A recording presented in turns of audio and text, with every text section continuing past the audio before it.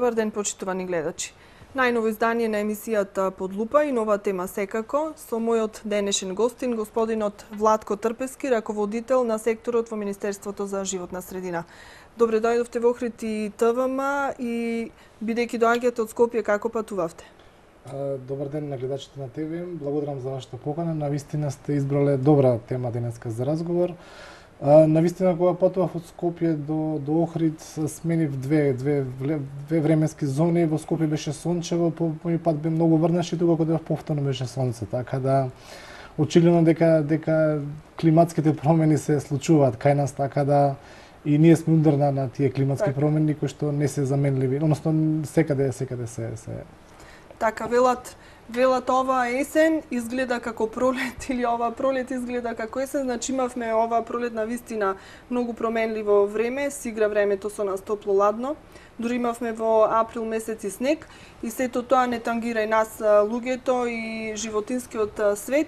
Која е стратегијата на државата за глобалното затоплување и сите оние негативни последици од него? Така, климатските промени се јави како еден глобален проблем кој што не тангира не само локално, туку на глобално ниво. Така да еден од главните причинители за појавата на климатските промени се големата концентрација на стакленички гасови кои што се емитираат од повеќе извори. Инаку на национално ниво можам да кажам дека Македонија е потписник на Конвенцијата за климатски промени, исто така потписник сме на протоколот од кој сите тие регулативи кои што се пропишани од страна и од Европската унија и од Обединетите нации ние ги ратификувавме, така да го следиме чекорот, да го следиме трендот со спревување на климатските промени и она што би сакал да кажам дека во период кој што измина го изработивме и третиот национален извештај за климатски промени кој што е добар документ кој што дава многу информации за она што се случува кај нас, кои се тие климатски промени, какви се сценаријата и какви се мерките кои што ние би требало да ги имплементираме се со цел да ги намалиме тие климатски промени кои што се закана за сите нас. Она што беше изработена со национална стратегија за климатски промени, констатирано беше дека најголем процент од стакленичките гасови доаѓаат од секторот енергетика, со до 74%, 13% стакленичките гасови доаѓаат од секторот земјоделие, 7% од отпадот и 6% од индустријскиот процес. Тоа значи дека голем дел од овие сектори битно влијаат врз зголемување на тие стакленички гасови, а со тоа и со влијание на промена на климата, што реално се случува кај нас, а она што е детектирано како најзагрозени сектори се секторот земјоделие, секторот шумарство, секторот биодиверзитет, односно секторот природа, како и секторот здравје. Значи сите овие 4 сектори се директно засегнати од овие климатски промени и доколку не се прилагодиме кон овие климатски промени, доколку не почнеме ние да действуваме со некои акции за да ги намалиме тие климатски промени, односно емисија на стакленички гасови, проблемите реално ќе бидат многу големи. Значи времето не се адаптира на нас, туку ние треба да се адаптираме. Точно така, ние треба да се адаптираме. Има во секој секторите дадени се многу прецизни мерки во овој национален план за климатски промени, јасно се опишани што треба да се прави, така да доследно е да секој поединец ги почитува тие мерки. Јас би препорачал, тоа се многу едноставни мерки, како на пример во секторот енергетика, секторот енергетска ефикасност, секој може да си купи една обична енергетска сејалица која што знаеме дека таа 5 до 6 пати помалку ја ще деструира, да со тоа има помали емисии на стакленички гасови. Инсталација на сончеви колектори исто така е добра замена, добар пример за намалување на климатските промени, затоа што таа енергија од сонцето која што имаме ние може да ја користиме за добивање на топла санитарна вода, односно да исклучиме употребата на електрична енергија во нашиот дом, употреба на фотоволтаици. Исто така во енергетскиот, во транспортниот сектор има голем број примери кои што не само на локално ниво, туку и државата веќе големи проекти инвестира. Ќе кажам пример во Скопје, многу голем дел улиците се прошируваат, се обновува јавниот транспорт, така да сите овие мерки се во корис, се во насока на намалување на тие стакленички гасови, се со цел граѓаните да ги прифатат и да ги употребуваат тие мерки. Според некои истражувања, Македонија беше некаде на врвот на листата на оние земји каде што најмногу ќе се почувствуваат последиците од ова глобално затоплување. Да, правени се анализи, не само ние, туку и целиот Балкан е ставен во ризично подрачје, каде што голем дел од овие климатски промени во делот на земјоделието се предвидува дека голем дел од шумите би можело да се изсушат, голем број на земјоделски производи едноставно може домато да исчезне во Гевгелија или пак во други. Сето тоа кажува дека навистина ова е сериозна закана и дека многу брзо, односно многу и ние како влада и како министерство и како граѓани треба да ги имплементираме тие мерки, бидејќи ова е сериозна закана. Веќе промените ние ги чувствуваме. Така да ова е само почеток на нешто што би можело да биде и нешто поголемо. Така, да се надеваме дека ќе се движат овие промени со едно побавно темпо. Не можеме, рековме, да ги соприме, можеме само да влијаеме, малку да ги забавиме и да ги ублажиме и некако да се приспособиме на истите.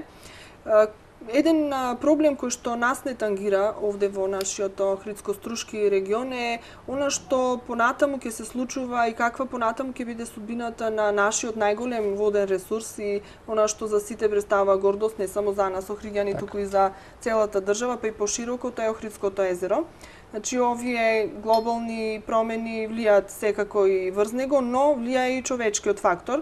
Загадувањето на Охридското езеро е тема на која што секогаш разговараме и секогаш кога ќе се прават испитувања на квалитетот на водата на езерото, имаме неколку критични точки каде што водата е секогаш со понизок квалитет. Причинители за тоа се посочуваат неколку реки кои што се влеваат, тоа се Коселска, Сатеска, Черава и Велгошка, кои што секогаш квалитетот на водата е од 4-та или 5-та категорија. Дали и што Министерството за животна средина превзема конкретно за овој проблем, за санирање на истиот и дали веќе работите на тоа? Така. Управувањето со водните ресурси, како и управувањето со отпадот се приоритет на нашето министерство и на нашата влада, како и на Европската унија. Голем дел од нашите средства кои што се алоцирани преку буџетот на Република Македонија, но и средствата кои што доаѓаат преку другите фондации, најголем дел се фокусираат во секторот води. Она што би сакал да кажам дека во изминатиот период многу интензивно работевме кон искористување особено на средствата од ИПА за изградба на инфраструктурни објекти кои што ќе ги прифаќаат, односно ќе ги третираат отпадните води. Секако дека Охрид е приоритетот број 1, бидејќи тука е нашето најголемо езеро и голем дел од активностите се фокусирани и кон ова езеро. Само сакам да кажам дека во моментов имаме преговори со JICA, тоа е Јапонската агенција за техничка соработка, како и со Европската комисија, да најпрво се изработи една студија која што ќе покаже како е постоечката состојба со канализационата мрежа, со станица за пречистување на отпадни води, како и план за што би требало да се инвестира во наредниот период. Навистина во брзо скоро време очекуваме такви договори да бидат склучени, да почне таа студија да се изработува и она што јас би волел дека целосно би се решил проблемот со загадувањето на отпадните води од градот Охрид како и околните села. Она што најголемо загадување, најголемо оптеретување секако се комуналните отпадни води кои што дајат од домаќинството. Досега во Охридскиот регион тоа се решава парцијално, но со овие средства ќе понудиме системски, односно системски ќе го решиме проблемот. Она што се барањата на Европската унија, да европски директиви, како прво канализационна мрежа да издвоиме, значи да биде посебна канализациона да се сепарира. Имаше кај нас некакви обиди пред па може би повеќе од 7 години, 6-7 години, така, но некако неуспешен тој обид беше со средства од германската КФ банка. Имаше на еден дел од градот се вршеше сепарација на атмосферската и фекалната. Немам информации за тој проект, но она што сега го работиме, сигурен сум дека тоа ќе биде изработено со најголеми стандарди, бидејќи средствата ќе дојдат делумно од Европската унија, делумно ќе дојдат нашиот буџет, така да системски ќе се реши проблемот со загадување, не само со собирање, туку и со реконструкција на постоечката канализација, градење на нова канализациона мрежа, како и реконструкција на постоечката станица за пречистување на отпадни води, или евентуално проширување. Тоа ќе покаже студијата која што очекуваме да почне и подоцна ќе видиме кој ќе биде тој динамички план кој што во иднина би се движел, односно во која насока, кои се најкритичните точки каде што ние би ги инвестирале средствата и од буџетот и од овие два донатори од JICA и од Европската унија преку средствата од ИПА. Така, што е со колекторскиот систем? Значи започнат одавна, недозавршен, сега и оној дел кој што се изгради ќе мора да се обновува. Да, значи, тоа е како тој проблем ќе се колекторскиот систем е доста искористен, така да сигурно дека на него ќе потребно да се врши рехабилитација, односно ние места каде што ќе се покаже дека најкритично, дека таму ќе треба да се реконструира, да се обнови, но и ќе се гради нов систем, почнувајќи од селото Радожда до новата станица за пречистување на отпадни, односно до постоечката станица, како и решавање на другите помали места каде што ќе покаже дали таа студија дали е потребно да се направи нов колектор или пак ќе го решаваме со помали станици за пречистување на отпадни води. Јас би препорачал да почекаме таа студија да видиме што ќе кажат експертите европски или експертите од Кој JICA. изготвува таа студија? Во преговори сме да ќе видиме или ќе изготвува Европската унија со европски експерти или пак ќе изготвува JICA, односно јапонската агенција за техничка помош. Во моментот сме во преговори, многу скоро ќе видиме која опција ние би ја прифатиле.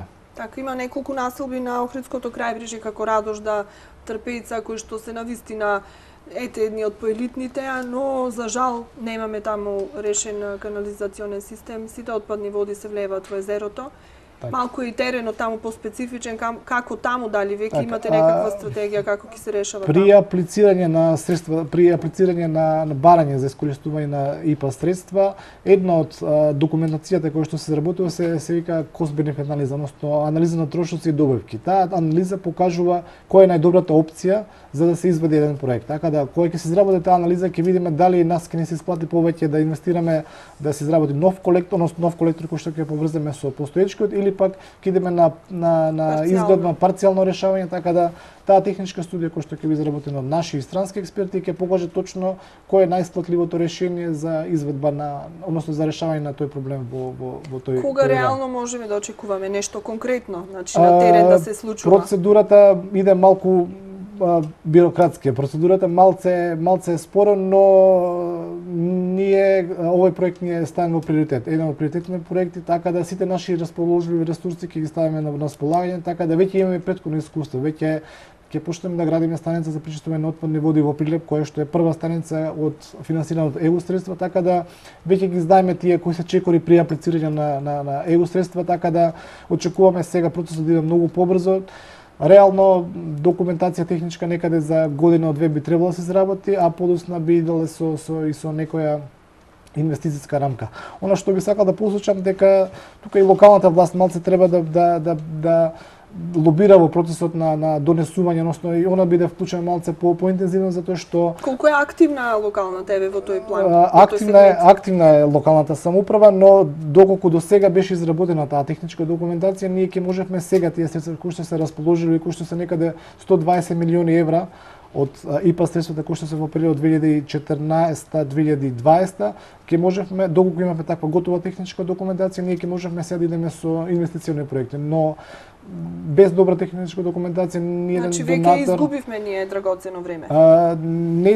Охрид изгуби, но ние меѓу време подготвивме други технички документации за сите други градови, така да таму веќе во фаза на изработка на таа техничка документација, така да следната фаза од кога ќе заврши тој проект ќе идеме со инвестиции. Реално средства за инвестиции има, потребно е целиот тој процес да заврши, да се подготви добра документација, да се прифати од донаторот, односно Европската комисија, за да можеме ние да аплицираме кон средства за инвестиции, односно за во неколку наврати потенциравте треба да се лобира. Значи што тоа конкретно значи? Како треба да се лобира? Што треба да се направи?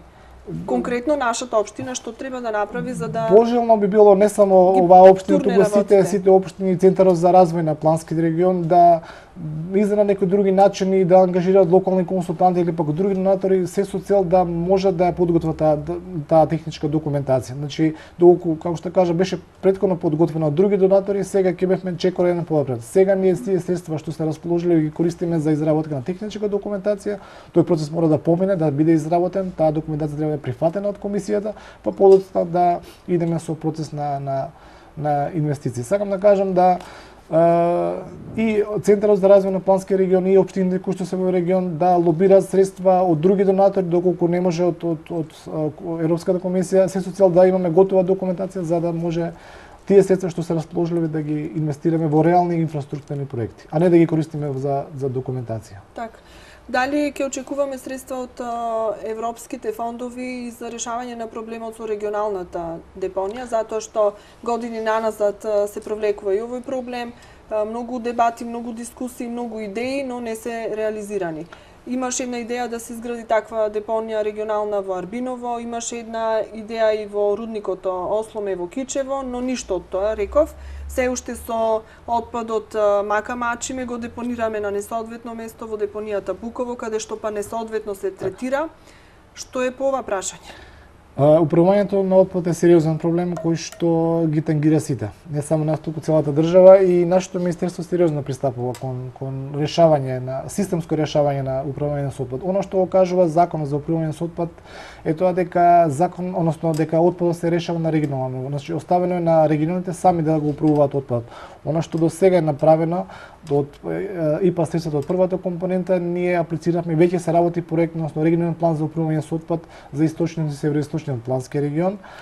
Два региони, Струмичкиот регион и Полошкиот, веќе се во фаза на преговарање за приватно партнерство, а другите региони кои што остануваат, тоа се Вардарскиот регион и Пелагонискиот, вклучувајќи Охридскиот, се во фаза на некоја почетна фаза на сега моментов аплицираме за изработка на тој регионален план за управување со отпад.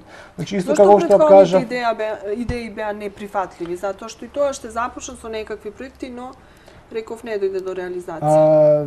Навистина немам информации што е завршено, каква документација е направена. Она што Европската унија во моментов го бара е системско решавање. Значи подготвена цела техничка документација, најпрво се почнува со регионален план за управување со отпад, каде што и физибилити студија, каде што ќе се направат анализи и ќе се види на која локација најдобро би можело да се изгради една депонија. Значи треба да ги исполни сите стандарди кои што ги пропишува Европската унија, откако ќе се одреди таа локација каде што ќе се депонира, потоа се иде на системско решавање на основа каде на кои градови би се изградило претоварни станици, како да биде система за собирање на отпадот, како да биде система за селектирање, за рециклажа, така да она што Европската унија го бара многу мал дел, само 15% од тоа отпад што го собираме да иде на депонија. Другиот отпад целиот може да се сепарира, да се редуцира, да се рециклира. Така да она што го бара комисијата е системско решавање и целосно решавање, и овдека го нудат концептот на решавање на целосен проблем. Значи од подготовка на техничка документација до изградба на депонија каде што до сега не знам. Значи ќе почекаме уште некој време за Постапката е во тек, значи ние аплициравме веќе за изработка на регионален план за управување со отпад за овој регион, така да се во фаза на одобрување. Очекуваме првите информации беа дека ќе биде прифатено, но процедурата малце иде споро, но што е до нас максимално ќе обрзаме таа постапка. Значи откако ќе се изработи таа физибилити студија, ние ќе знаеме точно во овој регион каде би се лоцирала таа депонија за одлагање. Се во овој момент не би можело, немаме доволно технички информации за да кажеме каде е најдоброто место за лоцирање на таа депонија.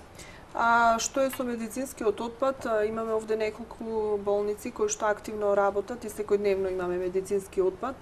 Значи тој се депонира во депонијата Дрисла, но сепак, значи дали може да се... И тоа системски го решаваме, значи согласно законот за управување со отпад, веќе има лиценцирани компании кои што управуваат со медицински отпад, тоа се компании кои што треба да склучат договори со оние места, локации, болници каде што се продуцира тој медицински отпад, согласно посебни стандардни контейнери треба да го собираат и тој отпад треба да се одлага на локација каде што би се или депонирал или би се спалил на некој инсинератор. Дали колку често се контролира, значи што се случува еве конкретно со медицинскиот отпад, затоа што знам овде имаме еден инспектор, представник на Министерството за животна средина, дали тој може да постигне и да има увид на се она што ни се случува во овие две општини? Точно е така. Има инспектор, тој се врши својата работа како што согласно законот, ги контролира сите работи, оно што сакал да... Затоа што имавме случаи да се затекне медицински отпад на несоодветни места. Оно што сакам да кажам е дека сега инспекторатот на ниво на целата држава се реорганизира, значи се формира нов инспекцијски совет каде што сите инспектори ќе бидат контролирани од едно место. Така да начинот на кој што ќе се управува и ќе се организира инспекцијски надзор ќе биде многу поорганизиран, многу подобро, и кога ќе иде некоја инспекција на терен, ќе идат серија на инспектори каде што детално ќе биде проверен на секој субјект дали ги почитува тие закони и нормално ќе се биде казнен согласно законската регулатива. Така да имаме инспектор, се врши работата, но овој систем на инспекцијски надзор ќе се заостри во иднина и многу поголеми контроли ќе имаме на теренот. Било во медицински отпад, било во заштита на природата, заштита на водите, така да во сите области на животната средина. Охрид во летниот период е многу убав и доаѓаат многу гости да го посетат и уживаат во неговите убавини, но охриѓани мака мачат со бучавоста. Значи, секој лето тоа ни е проблем кој што никако да се реши.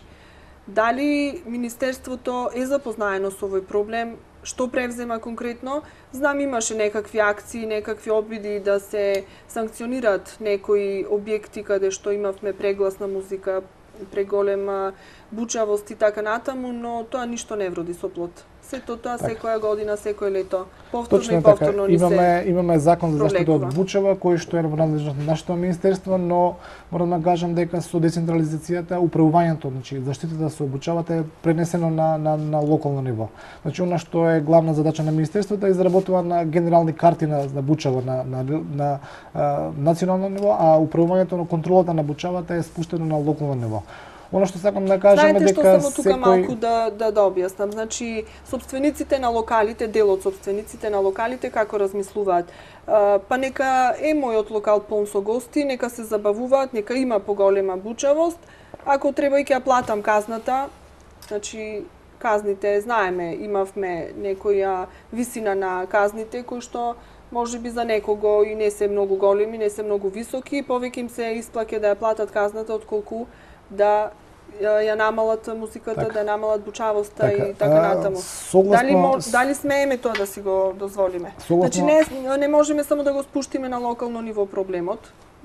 Сепак согласно законот за животна средина, секој правен субјект кој што управува со вакви објекти мора да има елаборат за оценка на влијание врз животна средина. Тоа значи дека тој елаборат ќе покаже како неговите објекти влијае врз животна средина. Во случајот со кафичите, кафаните, рестораните, објектите, субјектите се задолжени да ја мерат и бучавата. И во една од тие мерки се должени да вршат и континуирано мерење на таа бучава во текот на целата година. Тоа дали го почитуваат или не го почитуваат, тоа е ингеренција на локалните инспектори и они треба да го контролираат тој процес, дали се таа бучава е зголемена или не, или пак соодветно да постапат. Ние како министерство лани летото извршивме една координативна акција со Министерството за внатрешни работи, заедно со локалната самоуправа во Скопје, Охрид, Битола и Прилеп и Тетово, мислам дека беше. И што затекнавте? Вршивме вонредна контрола на мерење на бучава, каде што заедно со националните инспектори, локалната полиција и локалните инспектори одидовме на терен и меревме бучавата и имаше реално субјекти кои што ја надминува максималната дозволена концентрација за бучави и реално тие беа казнати. Околу казните не би можел да коментирам, доколку тоа проблем би можел да го поставиме да се измени тој закон и тие казни да се покачат, да се зголемат, така да доколку тоа го инициираат нашите служби, доколку дојде иницијативата од локална самоуправа дека навистина тие казни се малечки, тоа би можело ние да го подигнеме на високо ниво. Само да ме информирам дека на ниво на влада е формиран комитет за здравје и животна средина, каде што сите актуелни проблеми се поставуваат на тој комитет, се разговара, тоа е експертска група, каде што се разговара и сите проблеми ги се решаваат сукцесивно, така да може и овој проблем да го посочиме на тој комитет, да кажеме дека казните се малечки и оттаму да потекне иницијативата да казните се зголемат за Па за жал изгледа тоа единствениот начин за да се почитуваат некои правила и прописи. Добро, ние би очекувале да таква жалба, таква реакција да дојде локалната самоуправа дека превентивно се делуваше во повеќе наврати, значи имаше иницијативи од граѓани, петиции со подписи, сето тоа. Доколку ние добиеме официјално известување на локалната самоуправа дека тие казни се малечки, дека приватните ресторани тие без проблем ги плаќаат, тогаш доколку дојде неколку би го инициирале на тој комитет и би го поставиле како прашање. Сосема коректно, но мораме да имаме некоја писмена трага затоа што навистина тоа се случува на теренот. Така. Низмина првиот дел од разговорот ми јавува дека е време за реклами, малку одмор, па продолжуваме.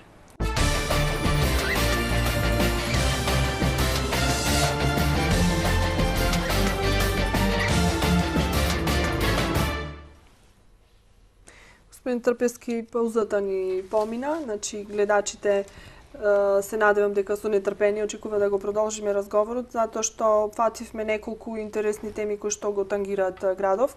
Еве уште една таква која што не тангира сите нас, кои што Имаме деца кои што ни учат во училиштата, каде што за жал се уште покривите се со азбестни плочи, кои што знаеме дека се опасни и канцерогени, веќе со децении не се променети и знам дека Министерството за животна средина прави напори во таа насока, но се потребни големи средства за да се направи еден ваков подвиг.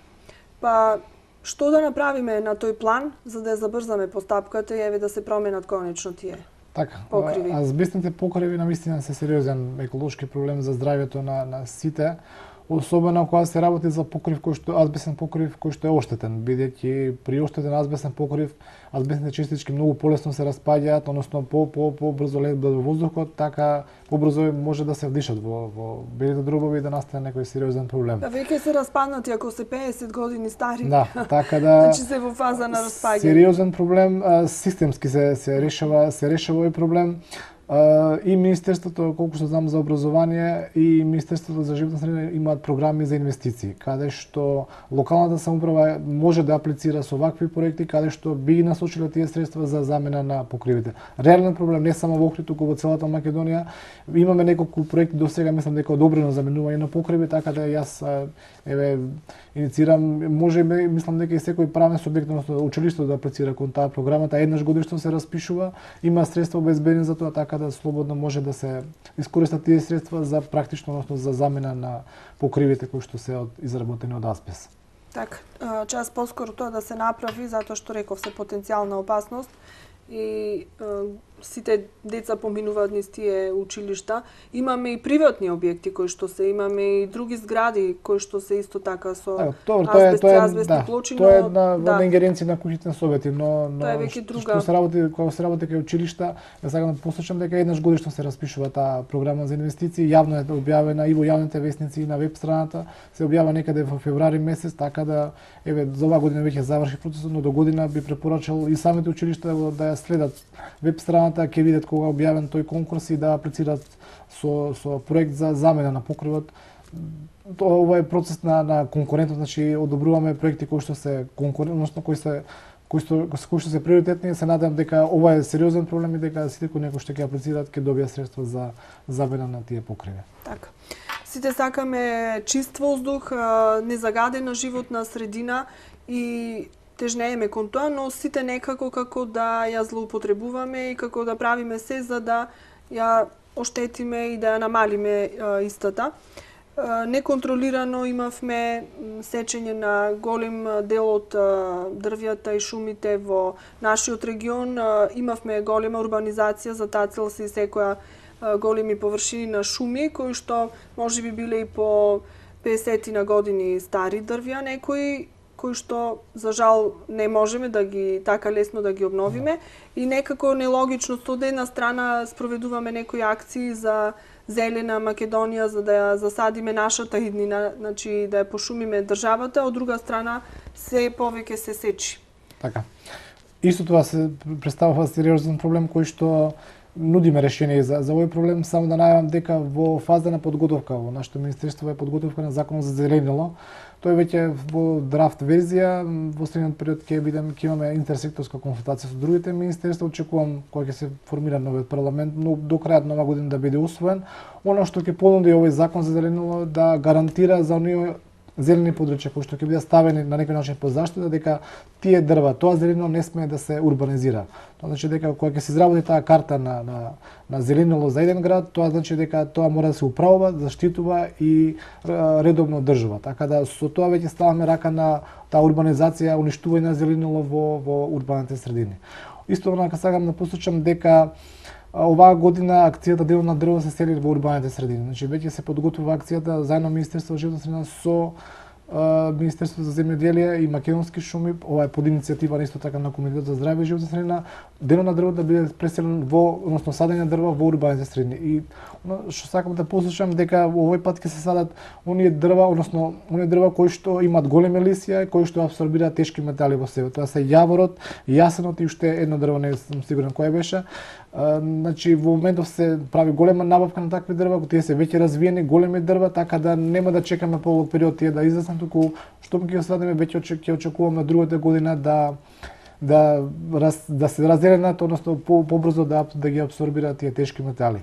Исто така сакам да посочам една успешна акција која што веќе втора година се случува во Македонија, тоа е Денот на розите. Не знам доколку знаете да во 2002 се изработи една студија која што покаже дека розите имаат апсорбциона моќ да абсорбираат тешки метали во својата латица, во своите листови. Токму заради тоа лани беше само на ниво на Скопје, но оваа година беше на ниво на цела Македонија. Имавме акција каде што садевме рози во урбаните средини. Оваа година некаде околу 60.000 рози засадивме во многу градови во Македонија.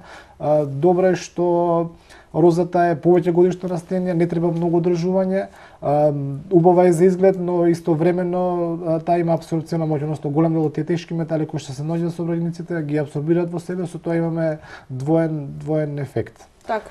Сега мене малку така ми се наметнува едно прашање тука. Зошто не претендираме да садиме онакви растенија кои што се автохтони за нашата земја? Значи, дали се тоа дрва, дали се тоа некои цветни насади.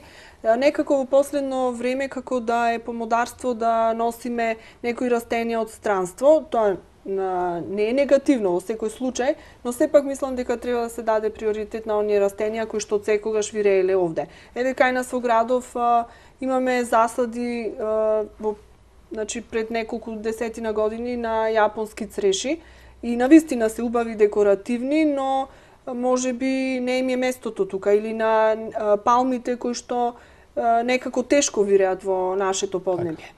Локалната власт е одговорна за урбанизмот во градот, така да јас тоа прашање го оставам одговорат локалните урбанисти од општина Охрид, така да тука не ми сакам да се мешам.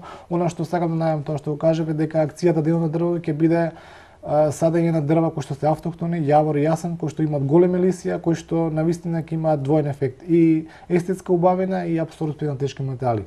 Точно е тоа дека потребно е да се разубавува градот со убави дрва, декоративни дрва, но јас бев гледал таа другата компонента, колку тие дрва се брзо растечки, колкави лисија имаат и дали имаат функција да ги апсорбираат тешките метали. А што е со оние значи со оние потези и места каде што државата треба да стави рака? Еве ќе потсетам при изградбата на комплексот Плаошник се исече голема дрвена површина, значи имавме таму чемпреси кои што беа стари по 50 на години.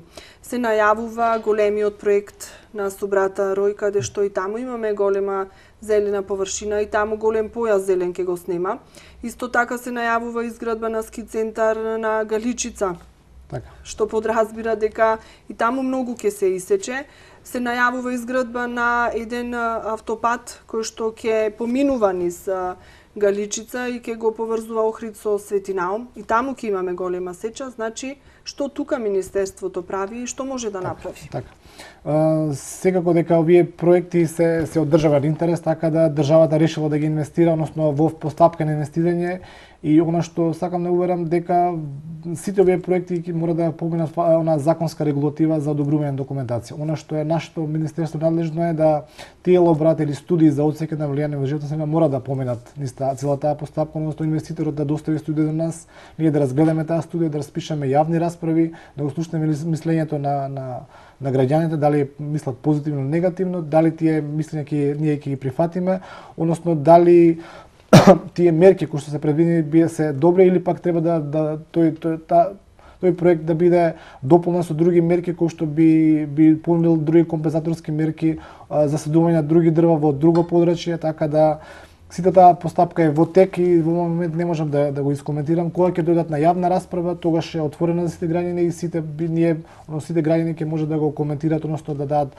позитивно или негативно мислење. Тие проекти се изработуваат колку што сме во моментов и очекуваме да некој од нив веќе во брзо време да бидат и на јавна расправа. Имало ли некој ваков голем капитален проект кој што заради тоа што Министерството за животна средина не дало амин, па не бил прифатен?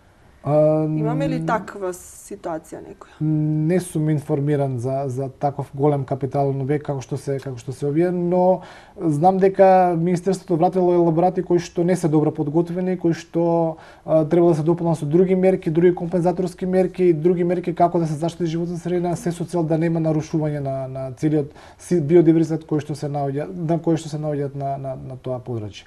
Процесот тече, постапката тече, така да ги почекаме тие елаборати да дојдат во јавноста, да ги коментираме, да ги видиме, за да можеме да дискутираме околу него. Сега се уште рано да разговараме за нив.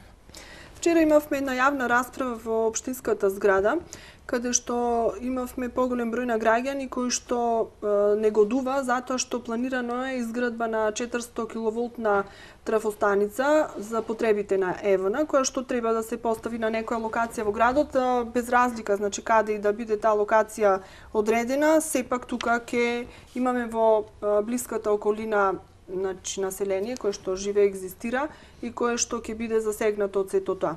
Сега веќе имаме две трафостаници, една е 110, како што викаме, 110 киловолтна и уште една на две локации во градов, сега ова е 400 киловолтна, значи тоа не е така мала трафостаница.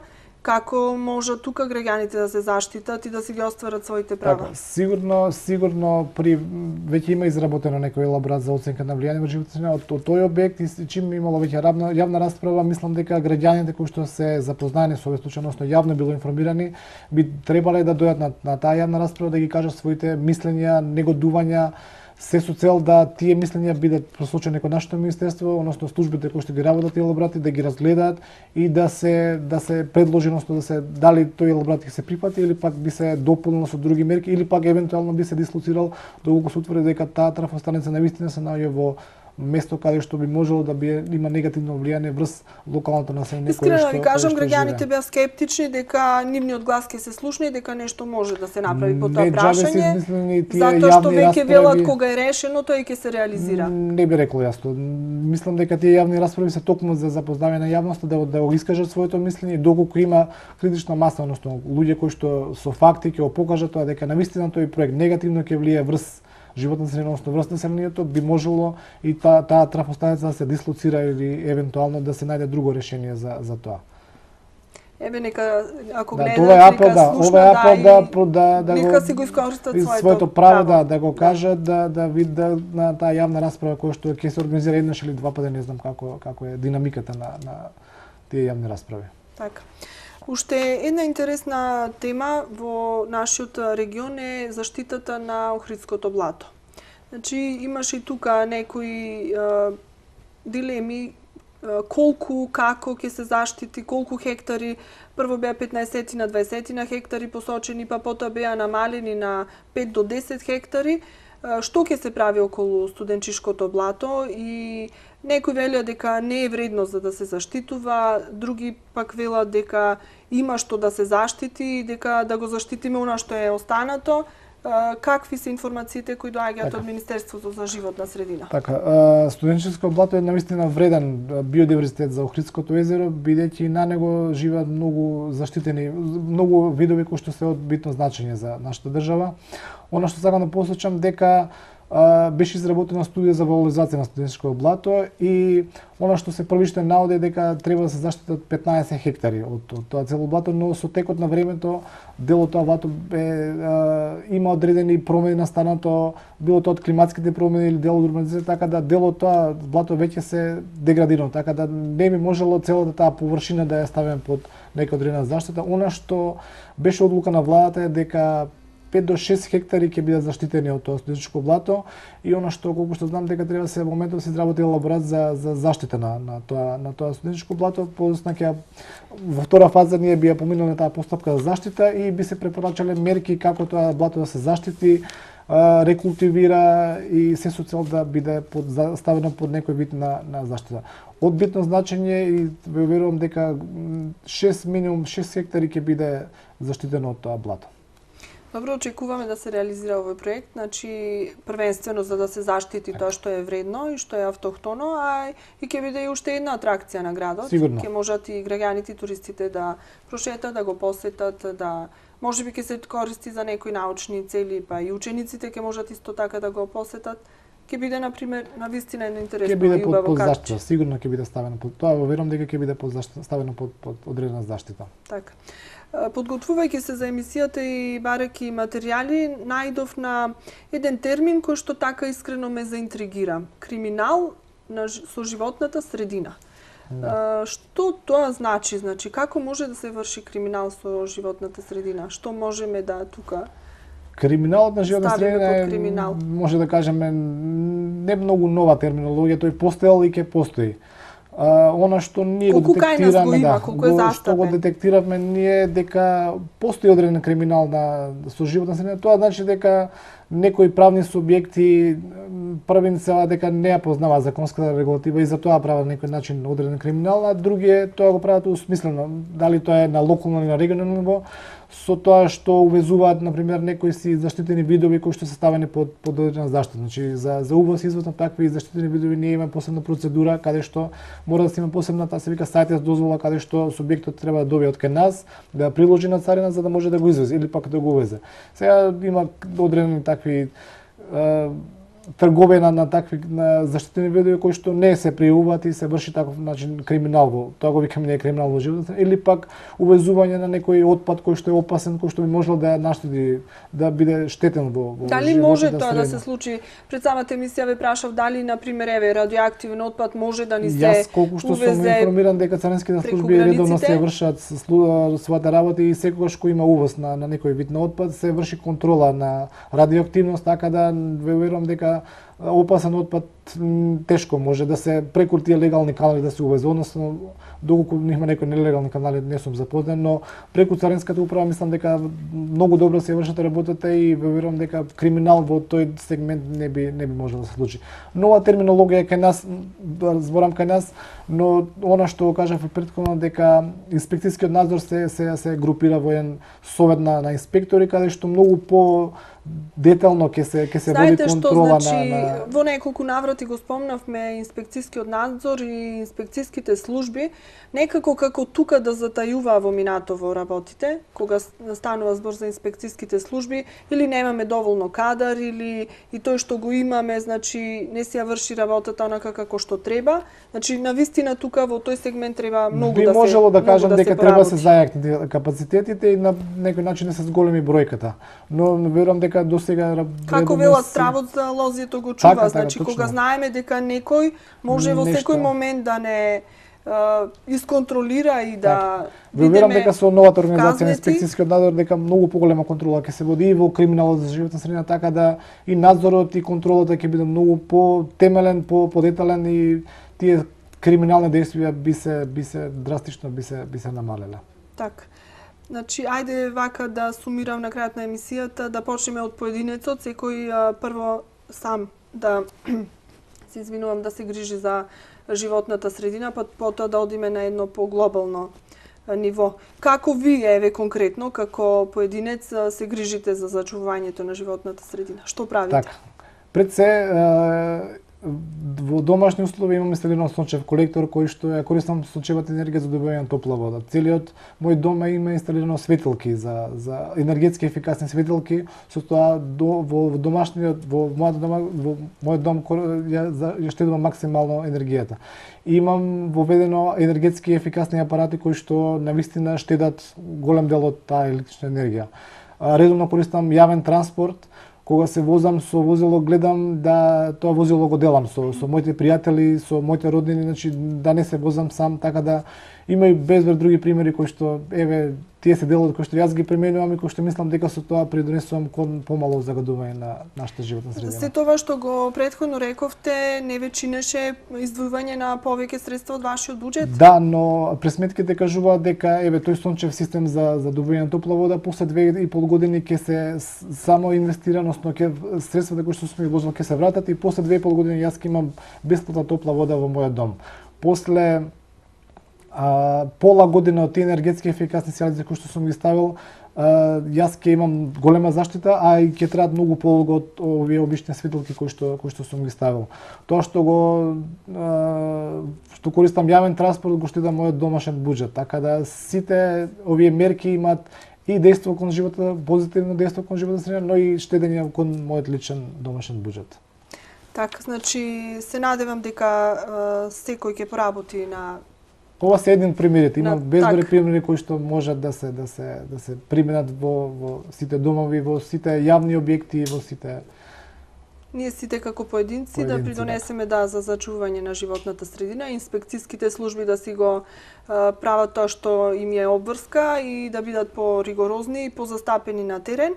И сето тоа со една единствена цел, значи почиста средина, да ја зачуваме нашата планета Земја, која што ни е единствениот дом. дом. Верувам дека животна средина ќе биде приоритет во иднина. Значи, она што се барањата на Европската унија е дека навистина секој треба да се гризе животна средина, дека казните ќе бидат многу големи и дека доаѓа време каде што навистина приоритет број 1 ќе биде животна средина. Ние го работиме тоа, но со поголем интензитет во иднина ќе биде тоа кај нас застапено. Па од тука се произлегува, значи животната средина, иако не сме се уште мислам свесни, но тоа е процес кој што мораме да го изводиме, кој што ќе так, дојде сигурно кај нас. Ќе се подигне таа свест. Благодарам за учеството во Лупа, ви посакувам добар пат назад за Скопје и се надевам дека ќе ве прати, сега веќе е мрачно, ама дека ќе имаме стабилно време. Се надевам јас. Пријатна вечер до вашите гледачи. Благодарам.